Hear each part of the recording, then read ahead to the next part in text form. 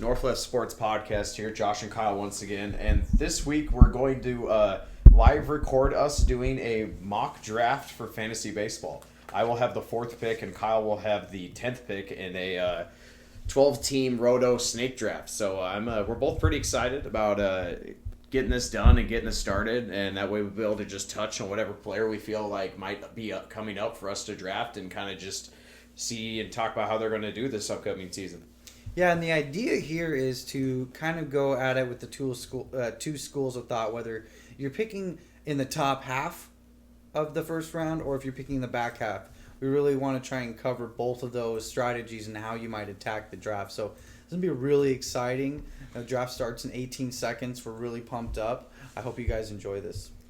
Yeah, and obviously I have the 4th pick, and I'm kind of covering the top half, if you will, and we both, obviously, we agree on a lot of things. We do disagree on certain things, and we're hoping that those will come out during the draft here, and our different strategies might present themselves. I'm higher on, especially in the first 4 rounds. We're kind of like the players still, but we do think differently on the field of them and how they tier and rank in the tiers. Right. Like, for instance, third baseman, I happen to like Manny Machado and Nolan Arenado both more than Josh Donaldson, which I know is weird because he just won the MVP.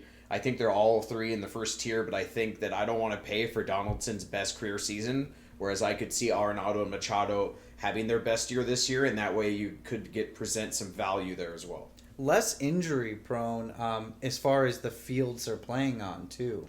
Yeah. Like, obviously we know Machado struggled with injuries, but the fact that Donaldson plays on that hard surface, which I believe they actually just softened up the infield in Toronto, didn't they? I believe that I read they took the turf out with all dirt infield. Yeah. Which would be interesting to see if that makes much of a difference. Right. That helps him out, but still, Donaldson is a guy who's played through a lot of nicks where you think, maybe Machado being so young still has a lot of that potential ahead of him. First pick off the board, by the way, Mike Trout. Shocker. Yeah, see, the good thing when you're in fantasy this year is if you have a top 3 pick, you can't really go wrong because if it goes Trout, Goldschmidt, and then you can fall and pick Harper right there, that's completely fine. Right. And this is the only issue with this mock we're in. There is a few just computers drafting standard, and with ESPN standard rankings, Kershaw is actually ranked 3rd. So in this scenario, obviously, which is exactly what happened, the guy drafting 2nd with Goldschmidt, can't really argue with that. Then the computer took Kershaw, and you could make the case he should be the 3rd pick. But at the 4th pick, I will gladly take Bryce Harper. I don't expect this to happen in many drafts, sure. But if you do have a scenario where a guy just loves Kershaw and wants to go best pitcher in the game and go like hitter heavy the next 4 picks, it is possible. Yeah. So obviously I'm not going to overthink this. Originally I was thinking maybe I would jump the gun and just go with a player I think has the most likely upside to be the number 1 player, and that's Carlos Correa out of someone who isn't Harper, Goldschmidt, or Trout. So I'm just going to go with Harper and not overthink it.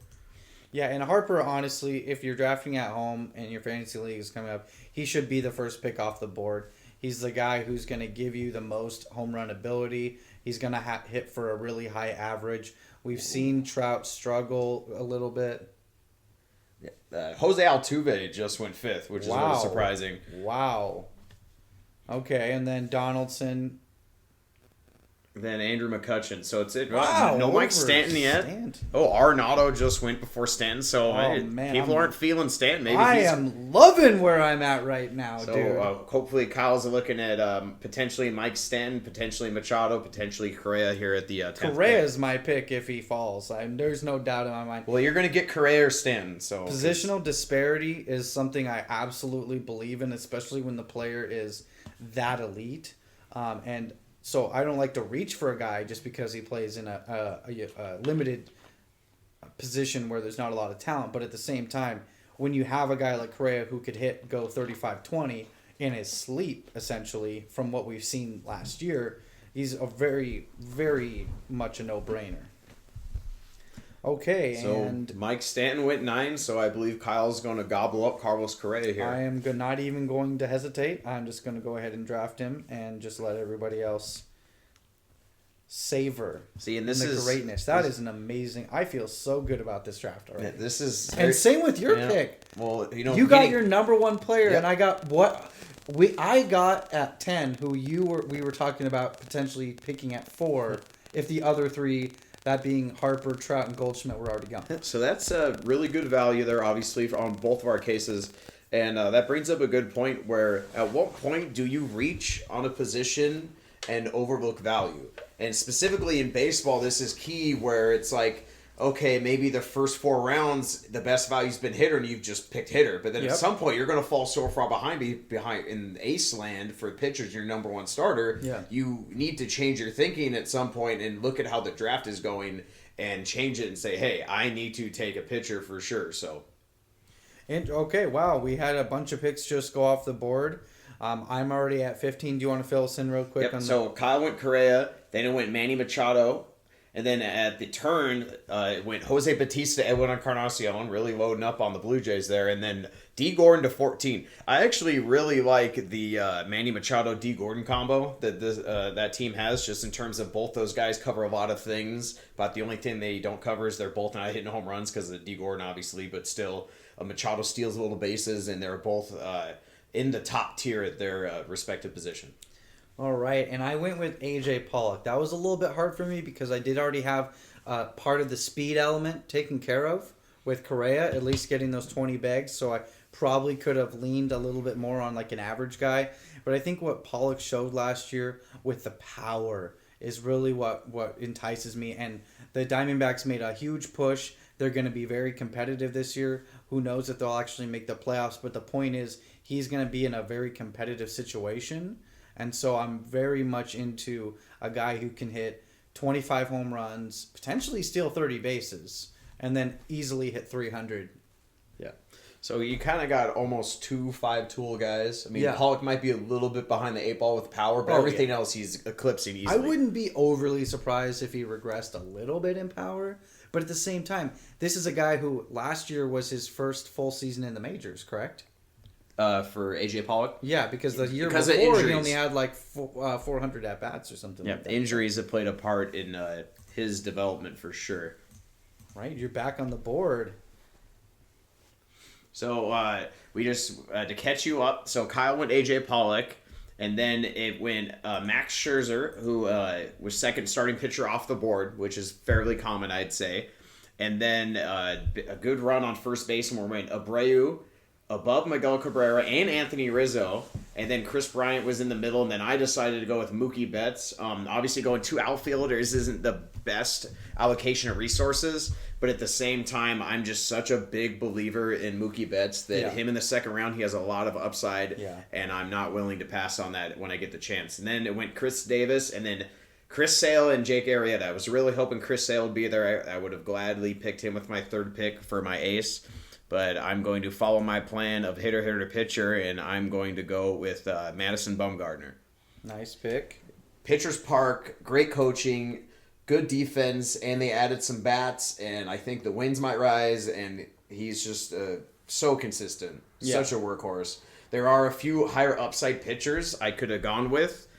Specifically, Corey Kluber would have been another example of that, but Bumgarner, I have zero concerns about him, and he's still young, and I think the team's going to win some games. Absolutely. David Price off the board next.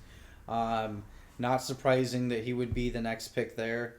Now we're looking at Marte off the board.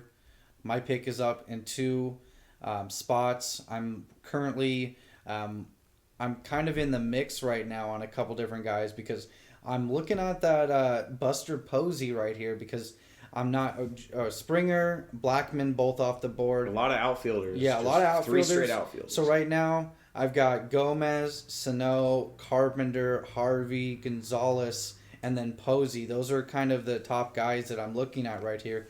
And you had just mentioned Kluber having that mega upside. I'm very much into that. But because of the positional disparity and the fact that he produces so much more than the next closest catcher, and I don't need speed for any reason because I've already kind of captured that, I'm thinking I just want to go with the guy who's going to get me 20 home runs at a unique position. So I'm going to go ahead and draft Buster Posey. I feel like it might be a bit of a reach here, but I also feel like he's a safe pick. And I think that sometimes mitigating your risk and taking advantage of positional disparity can be a really safe way to draft. See, and the helpful thing in a draft like this is... Perfect. when you're that close to the wraparound and the teams behind you are still looking at hitters. So Kyle went Posey, and then Carlos Gomez went to continue the outfield run, because outfield after the top 25 there is a gap there. Yeah. And then you went Miguel Sano with the big power upside, Mr. Consistent, Andrew Gonzalez, and then Matt Carpenter, who was fantastic last year. And then Kyle's back up, and he has his pick of the pitchers. So there's Corey Kluber there, who's great. Garrett Cole, Matt Harvey. Who are you thinking you probably need to go with your ace? Yeah, I'm going to go here. I'm tempted to go Brian Dozier because I like that power, but I'm going to go ahead and go with Corey Kluber. I trust him just a little bit more than Garrett Cole. I still really like Garrett Cole. We've been fans of his for a long time, you especially. But at the same time, he hasn't necessarily had that crazy season yet, even though he was really good last year. But I know with Kluber, I'm getting almost 270 strikeouts. And that, to me, was a category that I know I can win. And even though I don't see the Indians winning a ton of games this year, he's going to win enough of his starts, especially when Brantley comes back into that lineup, that I feel pretty comfortable taking in there. See, and this is my picks coming up, and this is the issue with the top. There's so many more aces, quote unquote, than there are top of the line hitters. Because now when I look at the best hitters that are coming up, I drafted a few picks. We're looking at Nelson's Cruz, Cespedes, Kyle Seager, David Ortiz, Lorenzo Cain. But the pitchers are still there. Dallas Keuchel, Carlos Carrasco, Jacob deGrom. There are still guys in that ace tier where there are not those elite hitters left still. So, yeah, sometimes getting that ace, sometimes it can bite you in this scenario, which is what I'm looking at right here, in my opinion. There's still some really good hitters, but since I already have Bumgarner, I'm really going to have to. And I went outfielder. I'm kind of strapped on what I'm specifically going to be able to do, because I don't want to go 3 straight outfielders. The top-ranked guy is Nelson Cruz, presents a lot of power, good average, good RBIs, good runs. But I think that I probably would be unwise of me to pick that, so I'm going to go ahead and grab. I'm going to hope he stays healthy, because I never can avoid him. So I'm going to take Troy Tulowitzki. Interesting. There is still some power upside there if he stays healthy in that great ballpark, and I think going away from the turf should be able to help him stay healthy. Positional scarcity as well. He is one of the only few shortstops that could top, in my opinion, I'm interested you go above Correa. So yeah, sorry to interrupt you. I'm interested you picked him over Kyle Seager. Yeah, I think Kyle Seager is just in that. Oh, excuse me, Corey Seager. Yeah, see, Corey Seager because he plays the same position. You could have got him to around later. I wanted to get the guy that's done it. Okay. I believe in Corey Seager. I mean, 100%. I just want to have the guy that will get it done, and I have no worries. And I don't blame you for that. I just think he's been a bit of an injury risk. And he did take a major step back in production last year. He only had 17 home runs. He only batted 270. It was not, but at the same time, this is a guy who at one point in the season, 3 months in or 2.5 months in, was batting 350, and his power wasn't there, but he was killing doubles. And so, Strasburg off the board, shocker. So, after I picked Tulo, it went kind of standard affair. David Ortiz, Nelson Cruz, Kyle Seager, Lorenzo Cain, Carlos Gonzalez, Kenley Jansen, actually. First closer off the board at pick 51. He's elite closer, but I personally would not draft a closer that high. Then I picked Steven Strasburg as my co-ace. I actually think he's going to win the Cy this year, stay healthy, and his free agent walk year. I buy all that narrative right now. And when he got healthy and came back in the second half, he was arguably the best pitcher in baseball, and he was fantastic, and I do believe that. Then right after Strasburg, Kimbrel. So will we potentially see a run on closers? They are very important, but I do believe in the narrative that you can wait on saves. I don't like waiting to the point where I get a guy that I don't trust to keep the job, but I am okay waiting until getting that third tier type closer guy. So maybe even the second tier, like a David Robertson type in Chicago. Okay. Let's see. So Upton, Fielder, Keuchel off the board. I'm now picking at number 58. Carrasco went right before you. Just went. I'm looking at some guys right now. I got the quick turnaround. My top pitching options, I love all of them. Archer, Greinke, Fernandez, Syndergaard, all really good pitchers with high upside on the strikeouts. I feel pretty good about a bunch of these options. However, I'm going to go hitter here, and I'm actually going to try and hurt the league here by taking some positional value from other teams. So what I'm going to do is go ahead and draft Corey Seager, like I had mentioned earlier. I think there's a lot of upside there, and I'm willing to take a chance on him because he fills another need for my roster, and he also is going to hurt other teams by them not having that ability to place him in their shortstop lineup. And now, next, I'm up again already after a recent run. Do you want to just recap the picks real quick? Absolutely. So after Kyle and Corey Seager went older reliable Adrian Beltre, I'm a little concerned on him with age and injuries, but when he's healthy, he's still producing. Wade Davis, another one of the Tier 1 closers. Chapman would be up there, but with the suspension, you can kind of wait on him as the last elite closer. Chris Archer, so we're finally starting to get to the end of the quasi-ace level there. And then close. Adam Jones. I love the value of Adam Jones in the early 6th round. I think that's tremendous value right there. Yeah, and I decided to go Kyle Schwarber for the same reason why I drafted Corey Seager. I think that it takes another catcher off the board and it hurts somebody trying to produce in that elite spot. I can play him in outfield. He also is our injury protection against Posey. I know he's not going to play catcher, but I think that this guy has 35 to 40 home run power. And when I look at this list of where we're drafting, we're talking about guys like Freeman, Braun, Kemp, Hosmer. None of these guys can hit 40, 35 home runs. It's not even debatable. I mean, Ryan Braun maybe, but he's just coming off back surgery. I don't see it happening. So I went with the upside there because I still feel like while my pick is far away, I like Fernandez, who's probably going to go. But then I see Felix Hernandez, John Lester, Johnny Cueto. These are all guys that I don't love. I mean, I obviously love Felix, but I like all of those guys as my number 2. And then I can go back-to-back pitchers in the next rounds, and I feel really good about the hitting upside that I was able to get. Whereas I don't feel good about the hitting upside I would get further on down this list. Awesome. So I decided to go with, as Kyle mentioned, Freddie Freeman was on the board. I think that I really want to get one of those top 10 first basemen. Looking back, it probably would have been a wise decision for me to go Chris Davis over Mookie Betts and then bit the bullet on Mookie Betts and then decided to go with another hitter and wait on the pitcher. That's obviously when you're drafting. I think you made the right call. You could argue either way, and then you make regrets as you're drafting and you kind of look at it and then at the end your team kind of works out.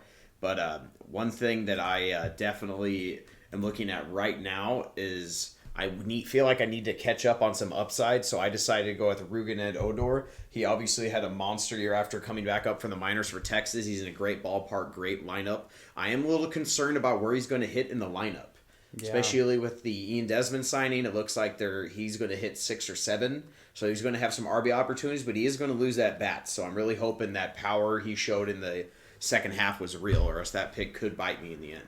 Yeah. So now I'm in a really interesting position now because I do need a second pitcher, and I passed on a bunch of them. And now it's looking a little dangerous. The top guy I'm looking at right now is Johnny Cueto. I trust the Giants' evaluation of him. Not a strikeout guy, though. I'm going to go ahead and pass and flirt with disaster here and continue to go upside. So I'm going to go ahead and take my boy, Gregory Polanco, who I think is going to give me stolen bases, so I can not worry about that category really for the rest of the time. I still think he's got some upside on the power as well.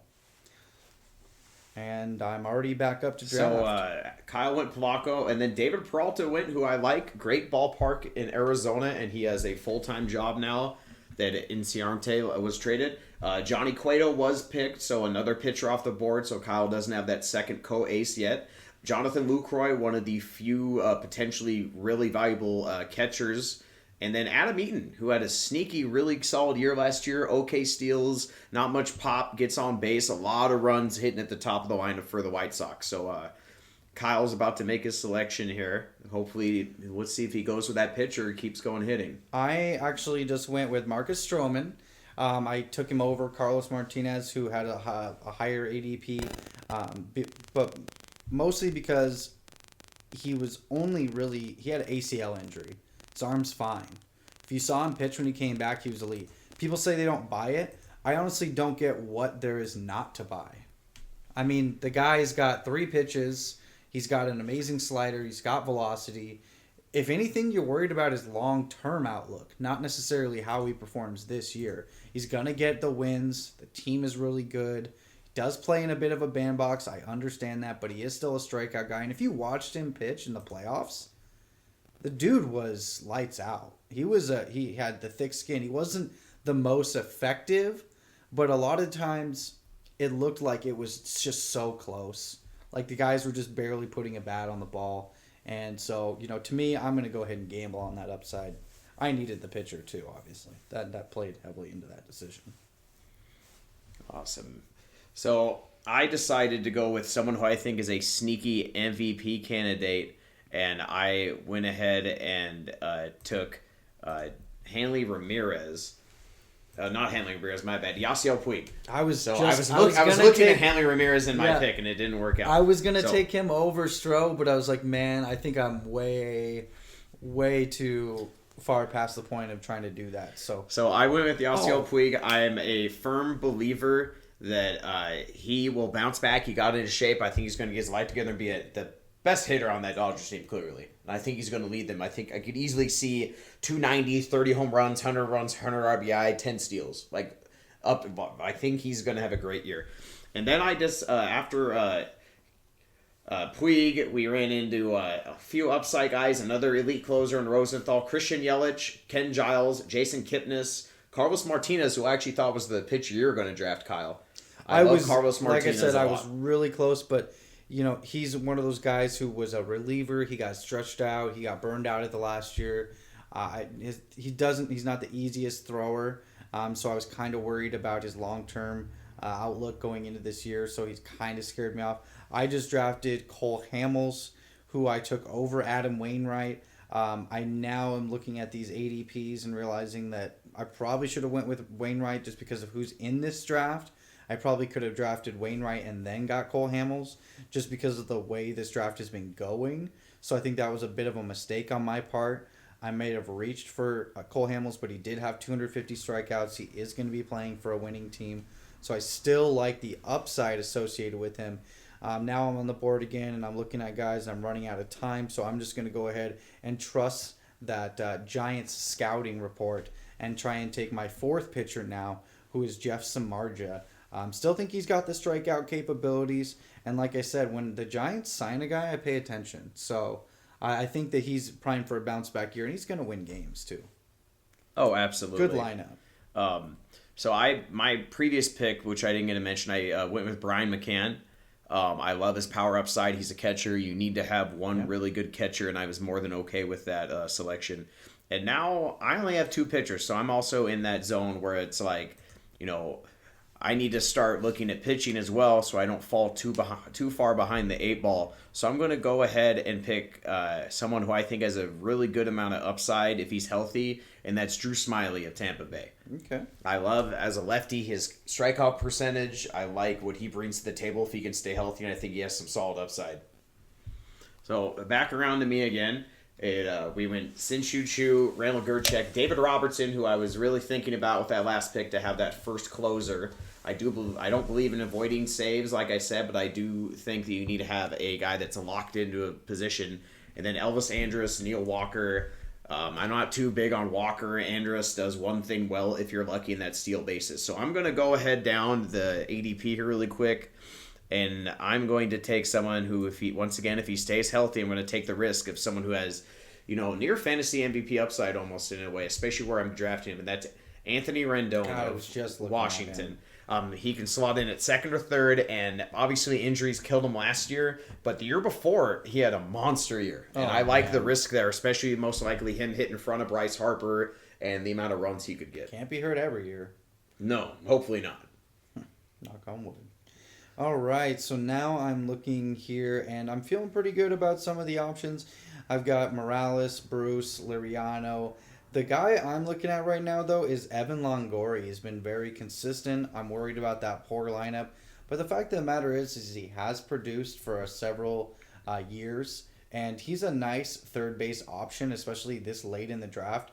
When years prior, I feel like he's been going a lot higher than that. So I feel pretty good about the value at this position. Awesome. So, wrapping right back around to Kyle again. So, he went Longoria, then went Jay Bruce, Francisco Liriano, and getting him this late in the draft in the 11th, 12th round, I think presents great value. He's been amazing since he went to Pittsburgh. Then it went Brett Gardner, Ben Zobrist, versatile guys that bring a lot of things to the table. I do worry about injuries with both of those players specifically, Kyle. They are getting older, and I feel like the injury bug with how they play could potentially harm them. So, what do you think right here, Kyle, with your pick? I'm looking at a bunch of guys. There's a bunch of pitchers that I really like, so I'm really struggling with this decision right here. I think I'm just gonna go ahead and play it relatively safe and go with Kendrys Morales, who I know is not maybe the. There's a lot of hate surrounding this guy, but the fact of the matter is he does hit 25 home runs almost every year, and he was a fantasy stud last year, who in a lot of leagues wasn't drafted at all because he didn't have a team. So I think this is a guy who is a really good hitter, and he's in a good lineup where he's going to rake a lot of RBIs. So to me, it just made sense to go with him in my utility spot. Do you worry, Kyle, that on your team specifically, as of right now, you do not have a first baseman? I do. I actually have Buster Posey, and I have Schwarber, who I can move into catcher. So yes, I'm a little worried, but I did think about that earlier in the draft. So I did actually think, okay, I can do this if push comes to shove. But you're right. I am looking at a potential first baseman who's probably not going to be very productive. There is still Lucas Duda on the board. He had a good year last year. Who knows if he can replicate that again. But if you do want to look further on down the line for a first baseman, I mean, the options are getting very thin. So I do like Santana down at the bottom of the draft. He's a guy who's, shown power, struggled last year. But I feel like he's one of those guys who any year could have, 25 to 30 home runs, even if he hasn't shown it in a while. So I still think that power is lurking somewhere deep beneath the surface. So just to catch you up here with what my thinking was, obviously I needed some starters, so I decided to go with some reliable veterans. I went with Scott Kazmir. I love the move to the Dodgers and the move to the National League. I think that strikeouts are going to go up a little, and he's stayed healthy the last few seasons. And then on my next pick, I went with Justin Verlander. Obviously, he's had his issues staying healthy in the past and being consistent, but he put it together at the end of last year, and I believe he finally got healthy or figured out how to strike guys out without throwing 99 again. And I just, I like having Verlander as my fifth starter, basically. Yeah, no, that's what I'm looking at right now. Really high upside guy. Wow, I'm in an interesting position here. I'm going to go ahead and go down the list a little bit and take a guy who I think has some real upside here. Well, you know what? Actually, I'm going to go ahead and play it safe and draft Lucas Duda. Only because of the fact that I do want to fill that position. I want that flexibility going forward. I don't need speed. He's a power hitter. I'm already doubled back, and I got the guy that I was thinking about taking anyways. So I'm going to go ahead and draft Addison Russell now because I think that there is some upside there. Not a ton of power, but I think he's going to get on base. He's going to get those runs. I already have some power hitters on my team, so I like the upside there. I actually know there's a lot of Fangraphs guys who have him in their top 7 position for that position, second and short. So I like what I was able to get there. Yeah, I like Addison Russell a lot going into this year. Another pitcher who we did not draft, but I want to bring up as a player I like, Wei-Yang Chen. I like him going to the NL in that big ballpark in Miami, even though they've changed the outfield structure.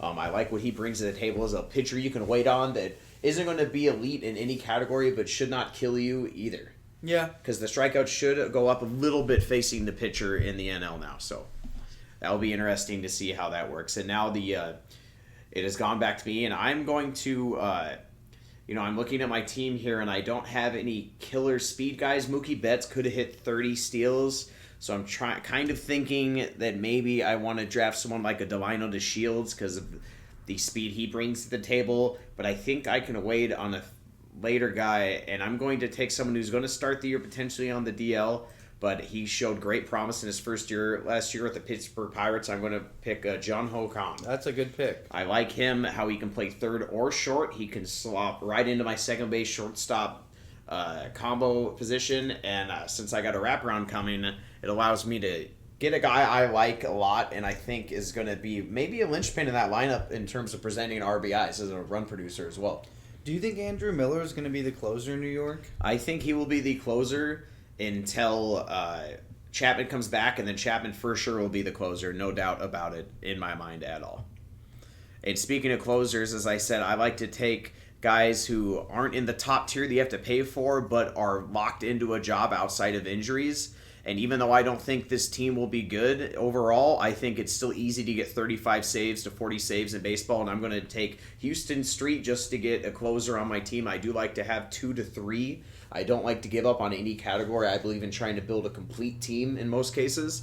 And I think Street is the main guy, and he's not going to lose that job at all in Anaheim. And I have no worries about him health-wise for the most part either. Yeah, they have no depth. Yeah. So, I mean, he's a safe guy.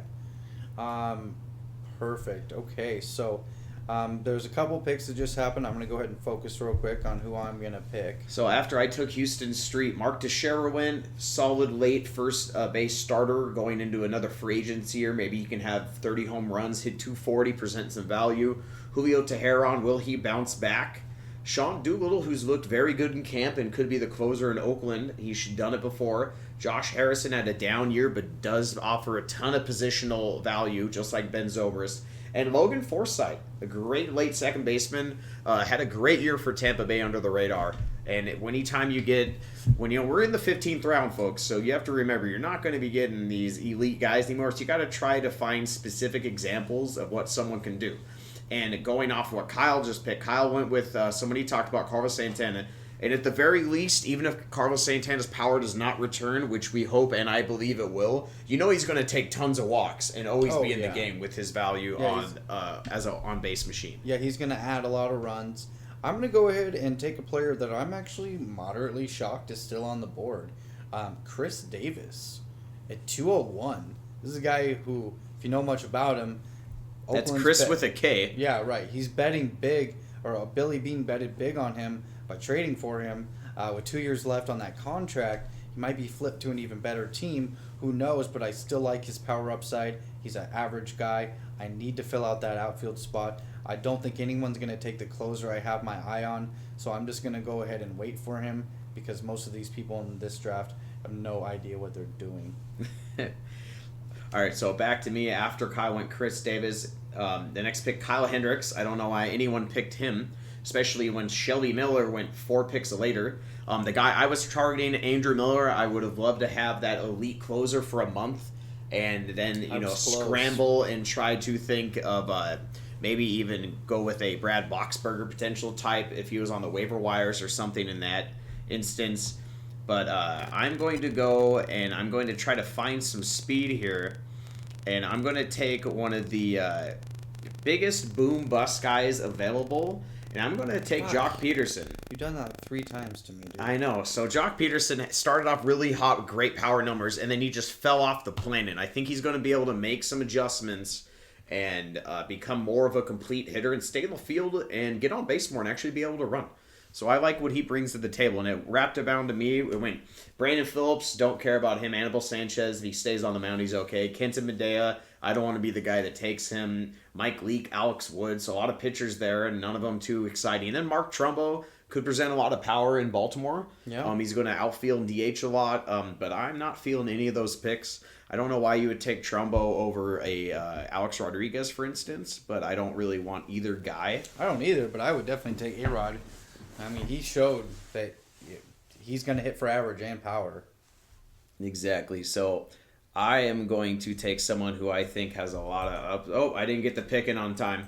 That's what I get for talking. So I ended up with Alex Rodriguez. I don't like him as a person, as a Mariner fan. The guy I wanted to go upside with Will Myers. But A-Rod had a great year last year, and I'm not too worried about him falling off that much. And as long as he's on the field as the DH, he should present a lot of good value. Like I said, I wanted to go Will Myers. I think that he's going to be able to have his best year hitting-wise. He's not going to be elite anywhere, but I think he's going to be able to produce some value overall this late in the 17th round. Yeah, and speaking of value, here's a value pick. Yu Darvish. See, I just saw Yu Darvish. Mega upside for that late of a pick. Now, you are going to have to wait for him to give you that upside, which is always a concern. Maybe he has a setback that we're not foreseeing. That is always a risk with a guy who already is injured and coming back. But obviously, Darvish, when he's out there, is an absolute fantastic pitcher without question. Yeah, so I'm going to go ahead and take my first closer here in the What round are we in? 18th round. 18th Kyle. round. So you can sit here and criticize me. You might laugh, but I'm also getting one of the best closers in baseball at an extreme value pick, and you can thank me later when you show your friends how smart you are. I'm going to go ahead and take Roberto Osuna from the Toronto Blue Jays. They're going to win a ton of games. Showed some real moxie in that divisional series against the Rangers. See, I think I would have gone Brad Boxberger there, and the main reason is I am concerned about Drew Storen being in that bullpen. He has been a very good closer before. I agree. Ozuna does have a higher strikeout potential over Storen. I agree. So I want to see how that plays out. Obviously, we're doing this before the end of spring training, Right. and that will change things, especially in the bullpen. So now I'm up again, and this is around the time of the draft, the 16 to 22nd round, where there's a lot of these high upside young pitchers, and there's a couple of them specifically that I do not want to miss on. So I'm going to go ahead and take one of them here, and then I'm going to hopefully be able to get my batter next. So I'm going to go ahead and pick Tawan Walker. I think he's going to put it all together this year for Seattle and become the second best pitcher on that staff over Iwakuma and kind of be that co-ace this year. Yeah. I'm a little surprised Ryan Zimmerman fell. I almost wish I would have not taken Carlos Santana where I did, because I would have been just fine with Zimmerman in that position. So I'm kind of regretting that just a little bit, but not too much. So like I said, there's a lot of young pitchers here I like. And I'm going to go ahead and just take another one. That way all I need is one more closer. And then even though I only have two closers, I like what my team is bringing to the table with my pitching, especially with the upside. And speaking of upside, I'm drafting Lance McCullers. There's already been rumors about him being on an innings limit, but I feel like I can adjust on the waiver wire if they do that. But until then, he's going to be a very high upside pitcher, especially in strikeouts and ERA. Whip might be a concern, but he will bring fire to the table. I think he'll have a great K rate. Yeah, for sure. And speaking of a guy who was really good last year in limited work, does not have a guaranteed job, but I think it's pretty well accepted around the league that Joe Ross is going to be a starting pitcher for the Nationals. I think he showed some real talent, big-time prospect. I'm going to go ahead and take him to really balance out my pitching staff. So I'm just going to go ahead and recap that for you guys real quick. Pitching staff: Kluber, Stroman, Hamill, Smarja, Darvish, Osuna, Ross. So I definitely have a lot of projection involved in my lineup. I'm not totally satisfied with how long I waited to get some of these guys. So, I mean, you can criticize me all you want. I'm feeling the same thing as well. But it's just one of those situations where I'm not overly worried, just because closers tend to kind of emerge, because of the fact that they're so hit or miss sometimes. So now I'm looking at a couple of different high upside guys. I think I'm just going to go with a guy who kind of showed a lot last year, and I'm going to take Aaron Nola from the Philadelphia Phillies. I think he showed that he could be a top of the rotation starter, maybe not top of the rotation, but showed that he has that kind of potential. And at this point in the draft, you're really just drafting upside anyways. So I liked his upside. He doesn't have anybody trying to get in on his time there. So I think that Philly's just going to let it rip. So as I mentioned with the young pitcher run that happens around this time, let me just go back a few here and recap. So starting at the, let me get the exact number here. So after I picked Tawan Walker at 213, then Lance McCullers went, and then Luis Cervino, Patrick Corbin, Joe Ross, Jake Odorizzi, Phil Hughes, who isn't young, Andrew Heaney, Aaron Nola, Colin McHugh, Jesse Hahn, all went within about 15, 20 picks of each other. Yeah. So obviously that's a big little grouping. And a lot of those guys aren't even that good. Yeah, and there's a big grouping there of people that are all similar in terms of youth and potential value. So it's going to be interesting to see who actually emerges out of that group and performs that well. So, Kyle, what are your thoughts on that? Like these young second-year, first-year pitchers, like the Nola you drafted or the Tawan Walker I drafted. Are there a few that you think are overhyped, for instance? There could be some, but there doesn't seem to be a lot of guys that are getting drafted that high. So there doesn't seem to be like a guy that's like going very high where I can say like there's anything egregious that really stood out in my brain. Obviously this draft is a little unique in the fact that there are some players in auto pick mode, so that's always going to dilute what you're actually seeing. So I'm going to go ahead at this point now. I'm on the board. I've got a couple different directions I can go with this pick. I really do need another closer, and as far as I know, Santiago Casilla is still going to be the closer. He's still the projected closer for the Giants, to the best of my knowledge. And that's a nice late round pick if you can get him because, all in all, you're like I said, some of these late picks, you're just trying to get a guy who's going to really have a chance, and I think he's got just as good of a chance as Romo, and he's been better too. What? You better take him because I'm sure he's going to go by a computer next, and he has the high upside. We both love him. He's top on the list. Yeah, no, I'm with you on that, but I also really like Matt Holliday. Oh, come on. If you want to talk about this is where you draft upside, you can't draft Matt Holliday over Michael Conforto. We both love Michael Conforto, and if he just said this is where you go for upside, and there is no argument in terms of just upside over Conforto versus Holliday. All right, well, you talked me into it, so Good. I'll go ahead and go with him to fill out my entire offensive lineup at this point. That's the only reason why I was even moderately hesitant on him is just because I was kind of thinking, wow, I really need to fill out some pitchers here. So speaking of upside, when I mentioned earlier I was somewhat hunting for speed, we didn't bring it up yet because now this is usually where he goes, and I draft him a little sooner than most places, but I went ahead and drafted Byron Buxton, the former top prospect in baseball, depending on your list. I think that they want him to win that job, and I think he will win that job. Kyle, what are your thoughts on what he could actually do? Obviously, I'm worried about average, but I think he could go 10, 15 homers with 25, 35 steals if he keeps the job. Yeah, I think that there's so much upside there that you don't even bat an eyelash. You really don't. I mean, there's so many things that could go right there, and at this point in the draft, for what could go wrong with him, that could be some other player's high upside.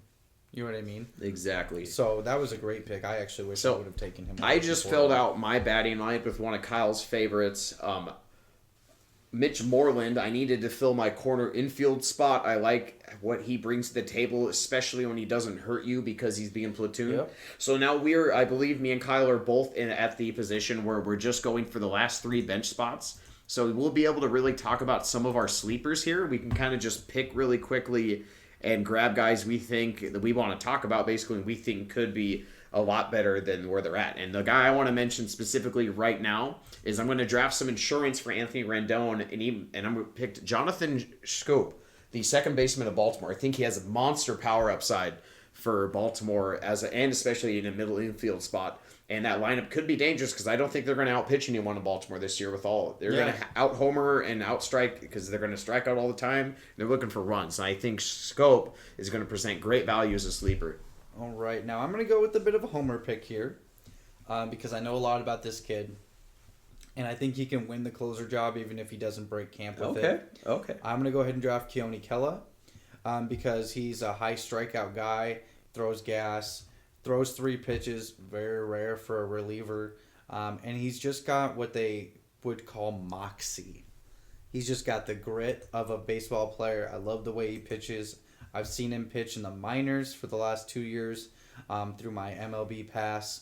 And I just think he's one of those guys who he's just ascending, and it doesn't really make sense to hold him back from the closer role because Tollison is not an elite closer. He's not even close. He can get but Brad Ziegler is not an elite closer, and he was fantastic fantasy-wise last year for Arizona. Right, and they have fantastic years. But you don't want to bet on that year in and year out.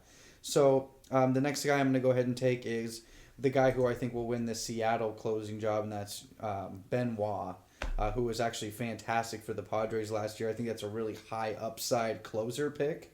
I don't know if he's going to win the role, but he was fantastic last year.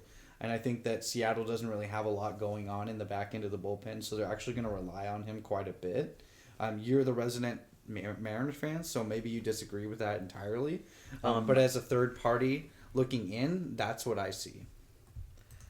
So if you want to refute that, please tell the fans and tell me what an idiot I am. I don't like Benoit or Shisek in terms of elite closer guys, but whoever gets the job, and I think they'll get 30, 35 saves, and they'll keep it all year outside of injury. Yep. I trust Benoit more to be consistent, but Steve has lately shown higher upside. So I just had my second to last pick, and obviously I'm looking for sleepers. I'm looking for guys who can overperform projection this late in the draft. And I went with Carlos Rodon, the starting pitcher for the Chicago White Sox. I have a few veterans in my staff like Kazmir and Verlander who could get hurt. I would like to have one pitcher on the bench who can step in and potentially show great value in strikeouts and ERA and wins. Now, Whip is going to be concerned with him with his slider and his walk rate, but I am a big fan of his. And in my last pick, I'm going to go with a veteran, but I love his position on his team now, and I went with Gerardo Parra. Outfielder for the Rockies, great ballpark, had a very good year last year. I could potentially see a sneaky 15-15 type season, which is solid value. And with someone like Jock Peterson and Byron Buxton on my team in terms of young guys who could fail potentially, I really wanted to target an outfielder on the bench.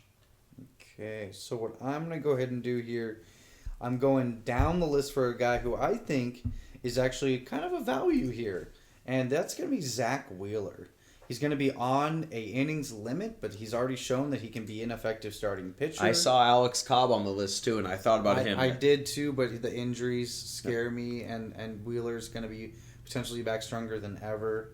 So let's see here. So now we can kind of go over our rosters. Why don't you lead off really the way? quick? I would like to the draft is over now, and I always like to see, even though there was a lot of auto picks, who was not taken. Because auto picks go off of the ADP and rankings, so I like to see who is still out there that I think presents value. Yeah. Especially at certain positions that are very top-heavy and scarce, like catcher and shortstop. And I bring up catcher because Yasmani Grandal was not drafted. I think he could be a starting caliber catcher in a 12-team league. Yeah. I do like him. Obviously, looking back, if I could wait on McCann and end up with Grandal in my 25th round pick, I would have rather done that. So this is where I like to try to look at those things. I do like McCann. I just think that the value where you can get Grandal in this scenario off the waivers is unbeatable almost. Yeah, that's nice. Another guy that I think is interesting is Austin Jackson, Chicago White Sox. Very good ballpark, especially in the summer. He just signed with Chicago. Interesting. If he can win a job, he could get some runs and present a little bit of value. I'm not totally sold on him. Obviously, we brought up Alex Cobb, another guy who Marcell Ozuna. Is he going to be able to recapture that potential success he had 2 years ago? Still so young. Javier Baez, will he win a job? Obviously, his power upside is immense at the middle infield spot. I think for him, in a minor league, if you have a reserve spot for when Ben Zobrist gets hurt, which I think is going to happen, he would be a great guy to stash. Yeah, for sure.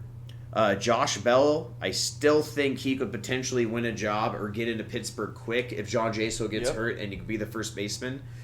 Big power projection, he just hasn't shown it yet.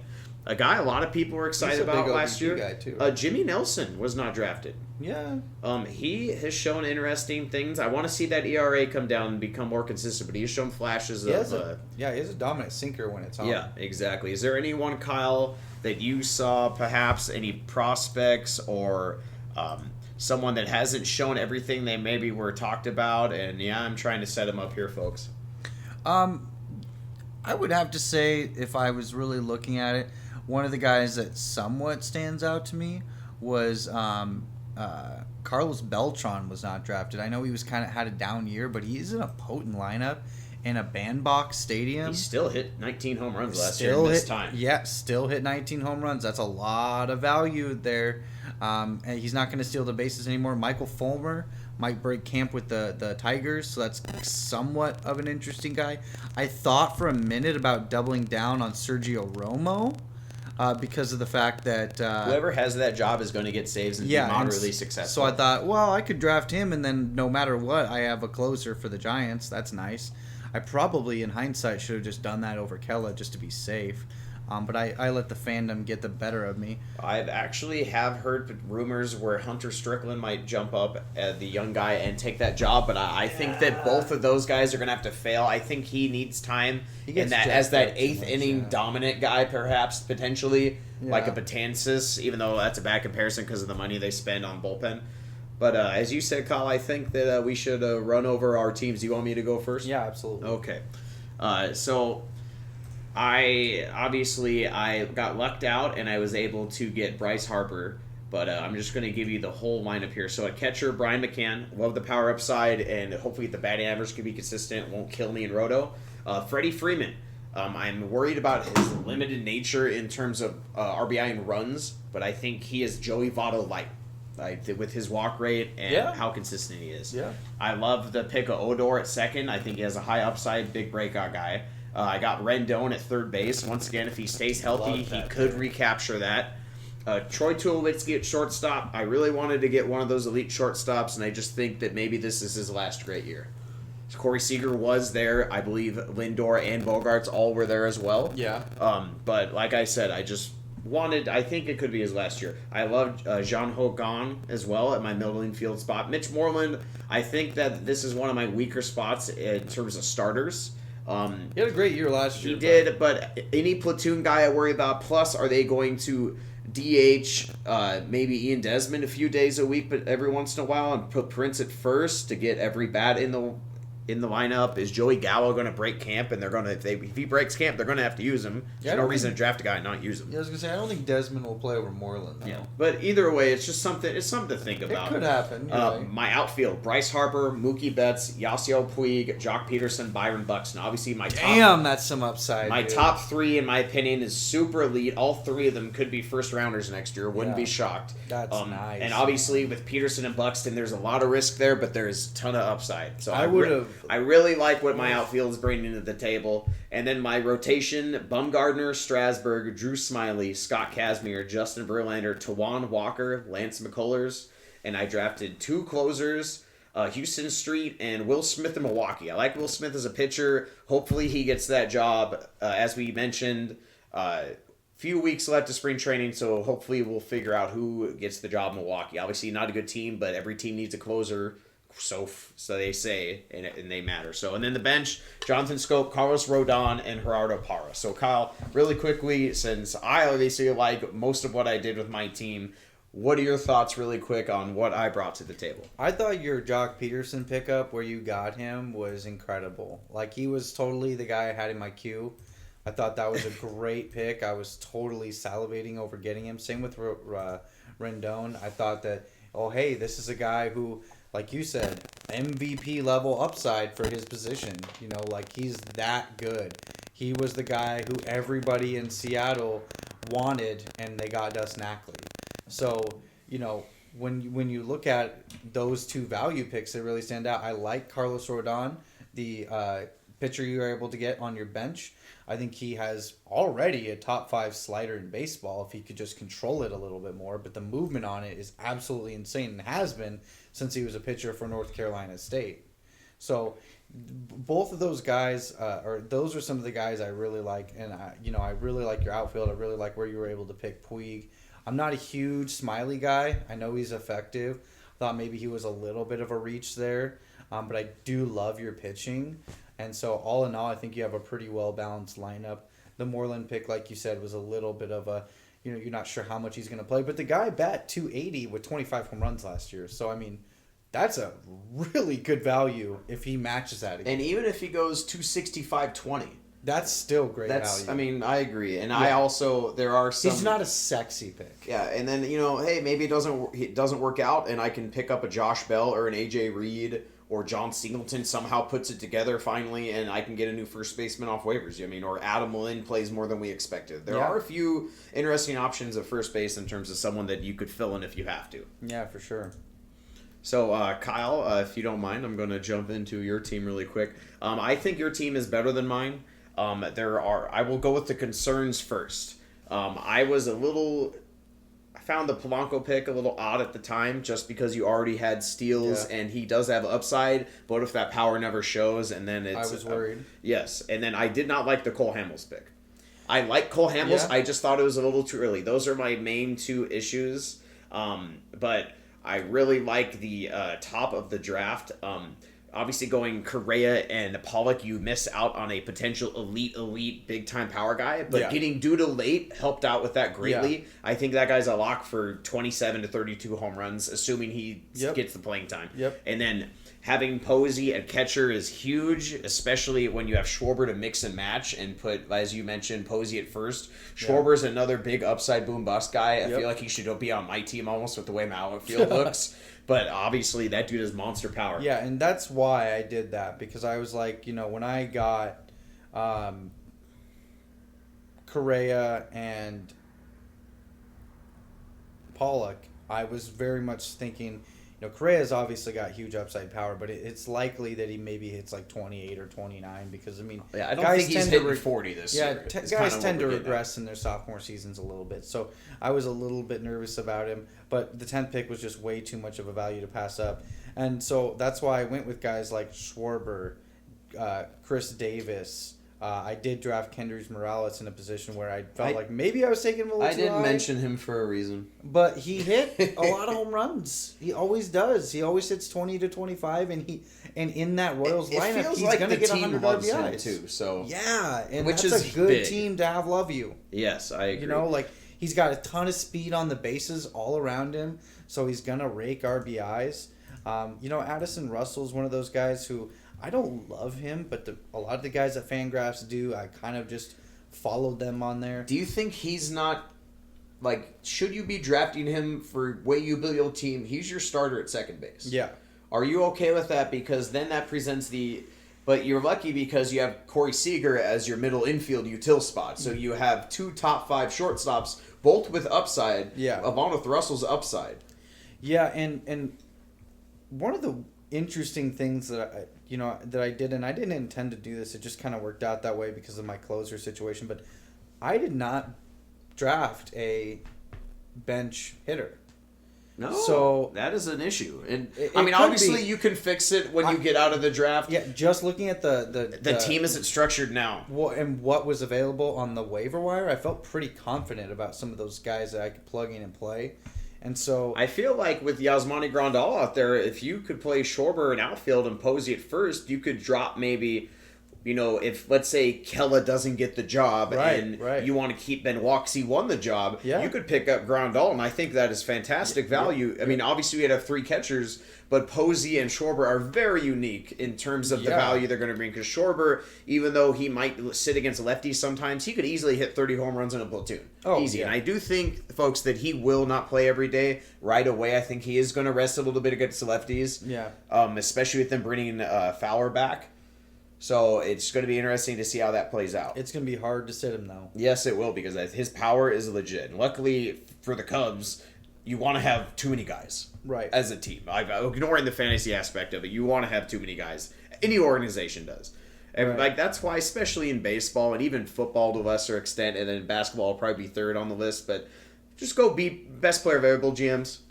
Right. Outside of maybe drafting a quarterback if you're the Colts in the first round right now in unique situations like that, but especially in baseball, just always draft best player available in the first 4 rounds of your minor draft. Just always. You can't have enough pitchers. You can't have enough catchers. You can't have enough outfielders. You can't have enough first basemen. Right. Look at the minors. There's just almost no elite first baseman prospects. Yeah. AJ Reed, as we mentioned, is a Bell. big one, and Josh Bell, but at the same time, he's never shown power. So. Anyway, Kyle, would you like to, any thoughts, anything that you saw unique, especially in the first few rounds before people dropped out and it went auto? I thought pitchers went earlier than I was expecting. Because usually in the ESPN leagues, generally pitchers tend to wait a little. And I was very surprised I wasn't able to get Chris Sale in the 3rd round. That's really who I wanted with my 3rd round pick instead of Bumgarner. I feel like that would have, I think that Sale is in that top tier, or at least with the Arrieta Scherzer group under Kershaw, and I don't think Bumgarner is.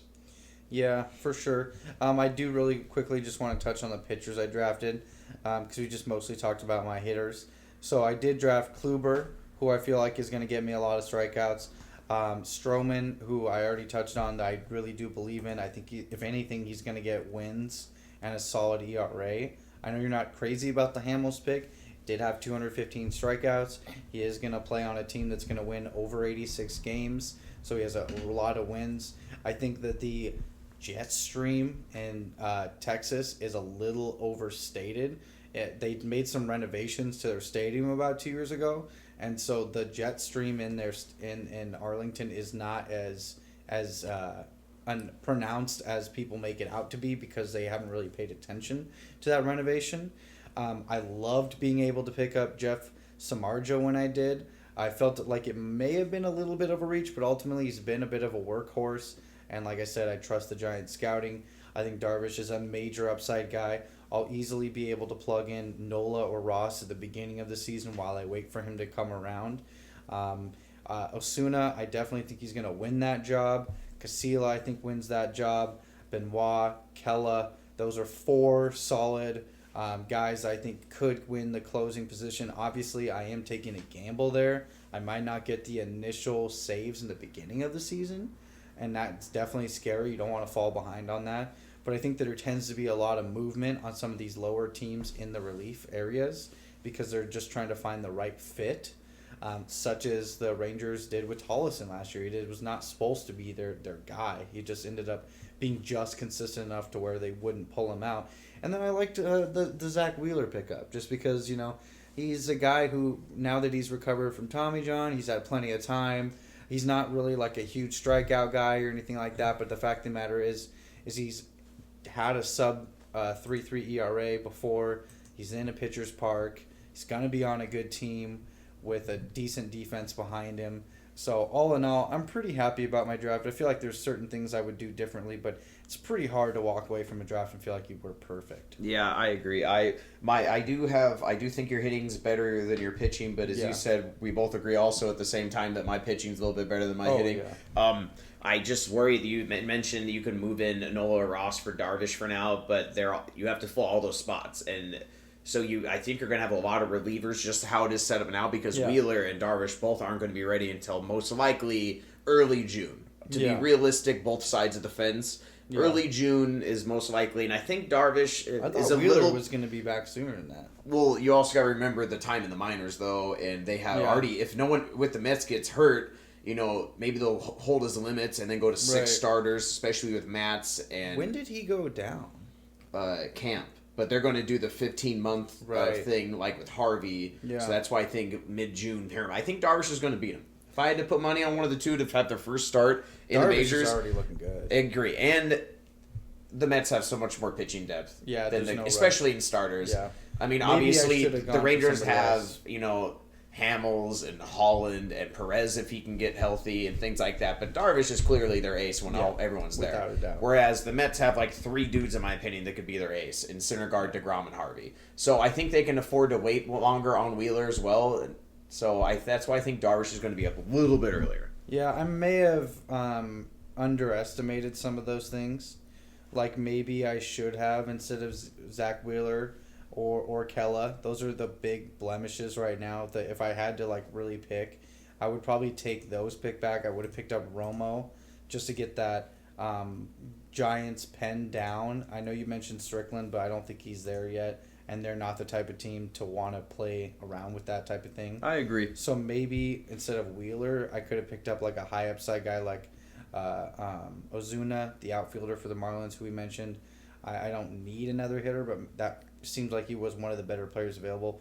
I could have also picked up a pitcher who would start and make more of an impact for me right now, and I probably should have done that.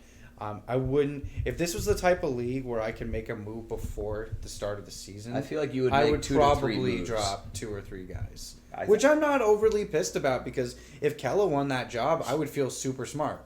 Yeah. So there are some upside things in this lineup where I would say okay, whatever. And sometimes when you draft, you get a little carried away. The clock is ticking. This is an auto draft, so it's not like you got your typical amount of time to survey through players. Yeah, because of if no one was on auto draft, I think a lot more of the upside guys would have gone earlier, or at least in the later rounds. Like there's guys we didn't even mention yet that weren't drafted, like Rich Hill. Someone's in your draft. Someone's going to take a chance on Rich Hill, which they might be smart, just like Oakland, in making that move. We didn't mention Trey Turner. If he wins a job out of camp, if he wins that job out of camp, which it looks like they're actually giving him the chance to potentially win that, which is great, even with all the veteran signings they had. He is a must draft as a shortstop. Must draft. So that wraps it up here. Hopefully you enjoyed that. I really enjoyed that, folks. Fun. So as we said, enjoy. Drag your friends into fantasy baseball. It is harder and more difficult than football, and that's why some people don't like it, but I get more of a rewarding experience out of it for me. And I kind of drag Kyle into the fantasy baseball front. He completely agrees with me now. So Yeah, definitely. So much more involved. So much more, there's so many more sleepers in baseball. And it's such a fluid game. Like, even great players can go through long spells of disastrous play. And it's okay in baseball to drop big names. It is. It's one of the hardest things I've had to get used to in fantasy baseball. Because in the NFL, you don't drop a Brandon Marshall. You don't drop like an Alshon Jeffrey. You just don't do it. There are just so few of those types of players. Garbage all year, and you just have to bite the bullet. You just have to. There's nobody that you can replace them with that's just going to do that.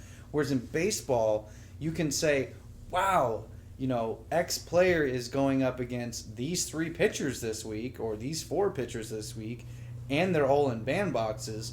I'm totally going to drop Carlos Santana, who's a big name. We had this problem last year. We held on to him forever. And in hindsight, we should have dropped him a lot sooner, but we kept thinking, "Oh, it's Santana. He's going to come around. He's going to come around." Usually, and then there's legit first, second half splits with some players. Todd Frazier, great example. Great in the first half, usually not as good in the second. Yeah. Mark Teixeira, the opposite. Great in the second half, usually not good in the first. Yeah. And Santana, we thought, was establishing the trend where, especially in a Roto league where the stats it's all year, so it's not week to week, that if he just gets hot in the second half, like that was the main reason I argued like he to did keep the him. year before. Exactly. He was amazing in August and September, and we thought it's coming, which sounds dirty. But with Carlos Santana, it probably thought it was. So it's just interesting. You really you get to play the trends. There's so many advanced stats out there, so many more guys. It's just a really, really fun thing, and I wish more people were into fantasy baseball because being in 1 or 2 leagues is just not enough. There needs to be more leagues out there. More people need to be taking an interest in fantasy baseball. I love the fact that you can have your bench full of minors guys, and I just love fantasy baseball. So really appreciate everybody tuning in. Really appreciate you guys supporting the podcast. Feel free to comment down below. And Josh, is there anything else you want to add before we part ways? No, sir. I think we covered everything we could. I mean, we could talk all day. I mean, you look at the rankings, and there's just big names that are not even touched or thought about, and they'll just be on the waivers, like Andrelton Simmons. Like, what if he puts it together finally? Right. Who knows? But like we said, we got to wrap it up here, folks. Thanks for tuning in.